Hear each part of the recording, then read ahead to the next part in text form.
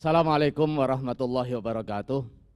Bismillah, alhamdulillah, wassalatu wassalamu ala rasulillah, wala haula wala quwata illa billah wa ba'du. Pemirsa dan juga netizen dimanapun Anda berada, pertama-tama puji syukur kepada Allah Subhanahu wa Ta'ala. Pada kesempatan hari ini kita masih diberikan kesehatan dan juga kekuatan untuk menghadapi musibah yang menimpa bangsa Indonesia.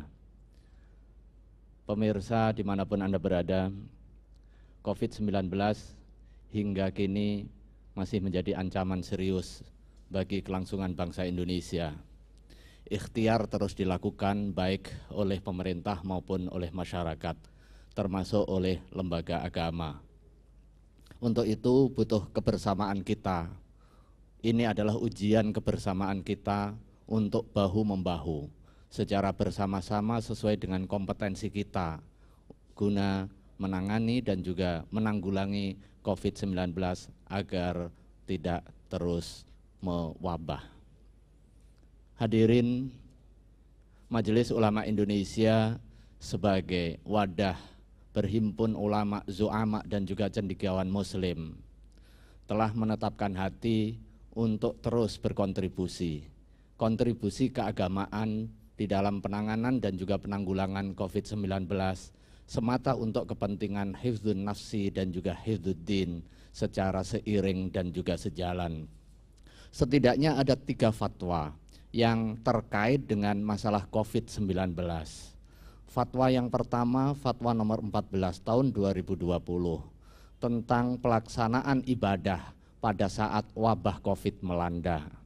Ini adalah sebagai panduan bagi setiap umat Islam Indonesia yang terdampak virus COVID-19 agar ibadah tetap jalan, tetapi pada saat yang sama berkontribusi untuk keselamatan bangsa. Fatwa yang kedua, fatwa nomor 17 tahun 2020 tentang pedoman pelaksanaan sholat atau kaifiatus sholah bagi tenaga medis yang sedang mendedikasikan diri untuk kepentingan penanganan, perawatan dan juga pengobatan bagi pasien COVID-19 dengan APD di badannya. Bagaimana pelaksanaan ibadah tetap jalan, tetapi pada saat yang sama ikhtiar kemanusiaan melalui pengobatan yang didedikasikan oleh tenaga medis tetap bisa berjalan secara baik. Fatwa yang ketiga adalah fatwa nomor 18 tahun 2020 tentang pedoman pengurusan jenazah atau tajhizul janaiz bagi muslim yang terinfeksi COVID-19. Ini sebagai satu kesatuan komitmen keagamaan serta ikhtiar keagamaan di dalam menangani, merawat dan juga menanggulangi COVID-19. Ada 3 aspek yang harus diperhatikan. Yang pertama adalah aspek ketertundukan kita bahwa ini sebagai musibah. Bagaimana kita tetap di dalam koridor al-khudu' wal-inqiyad atau tunduk dan patuh kepada aturan-aturan Allah dengan meningkatkan keimanan, ketakwaan dan juga tetap melaksanakan ibadah. Yang kedua adalah menjaga keselamatan diri, bahwa itu bagian dari tugas keagamaan kita, tugas kemanusiaan dan juga tugas penghambaan.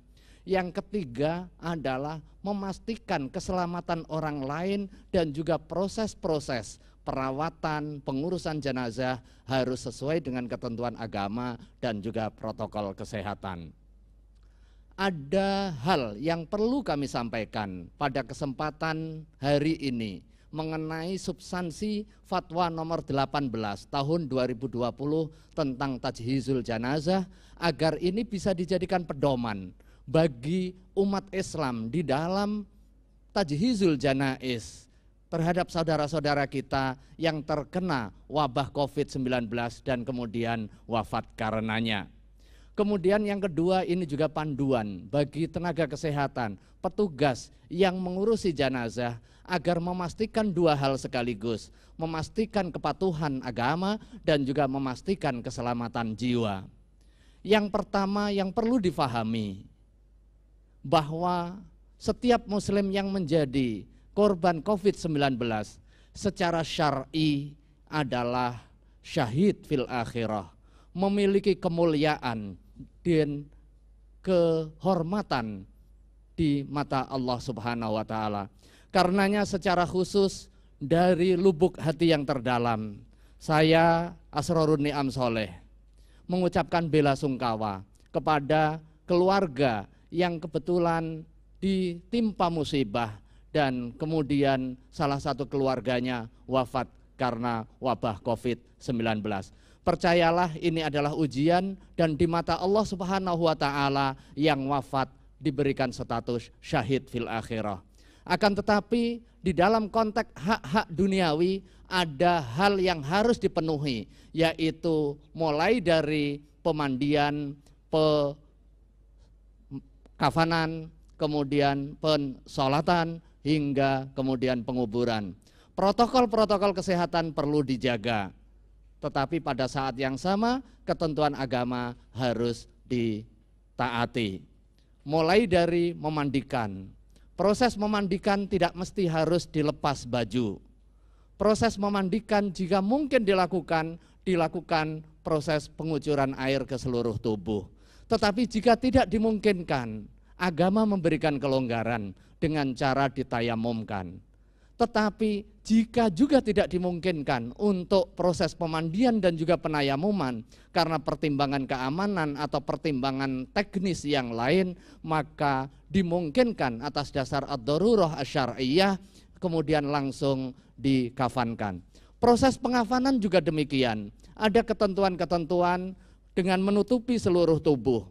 Tetapi pada saat yang sama bisa dilakukan proteksi dengan menggunakan plastik yang tak tembus air. Bahkan dalam batas tertentu kemudian dimasukkan di dalam peti dan proses disinfeksi itu dimungkinkan secara syar'i. Setelah itu proses pensolatan, dipastikan tempat yang dilaksanakan untuk kepentingan sholat itu suci dan juga aman dari proses penularan. Dilaksanakan oleh minimal satu orang muslim, karena ini bab soal kewajiban yang bersifat kifayah. Yang berikutnya soal pemakaman. Empat hal ini bagian dari hak jenazah yang harus ditunaikan oleh setiap muslim secara perwakilan. Karenanya jika kita mengikuti protokol kesehatan di dalam proses pengurusan jenazah dan juga ketentuan di dalam fatwa sebagai panduan pengurusan jenazah muslim, maka tidak ada kekhawatiran lagi untuk penularan kepada orang yang hidup. Kekhawatiran dan juga kewaspadaan tetap penting, tetapi harus dibingkai dengan ilmu pengetahuan dan juga pemahaman yang utuh. Jangan sampai akibat kekhawatiran kita minus pengetahuan yang memadai, kemudian kita berdosa karena tidak menunaikan kewajiban atas hak jenazah dengan melakukan penolakan pemakaman. Ini berarti dosa dua kali. Dosa yang pertama tidak menunaikan kewajiban atas jenazah, dan kemudian yang kedua menghalang-halangi pelaksanaan penunaian kewajiban terhadap jenazah. Yang terakhir yang bisa kami sampaikan sebagai bentuk himbauan kepada seluruh masyarakat muslim, mari kita bersama-sama memberikan kontribusi di dalam penanganan dan juga penanggulangan COVID-19 ini setidaknya dengan 3 langkah. Yang pertama, secara internal, biasakan perilaku hidup bersih dan juga sehat dengan cuci tangan, kemudian dengan physical distancing, dan yang paling pasti mencari info yang benar agar kita tidak terjebak kepada hoax. Yang kedua, memberikan dukungan bagi orang-orang yang terdampak, bagi orang yang sehat tetap memelihara kesehatan, bagi orang yang sakit dan juga dokter yang memelihara atau yang melakukan perawatan, kita berikan dukungan dengan menyediakan APD jika kita memiliki keluakan rizki.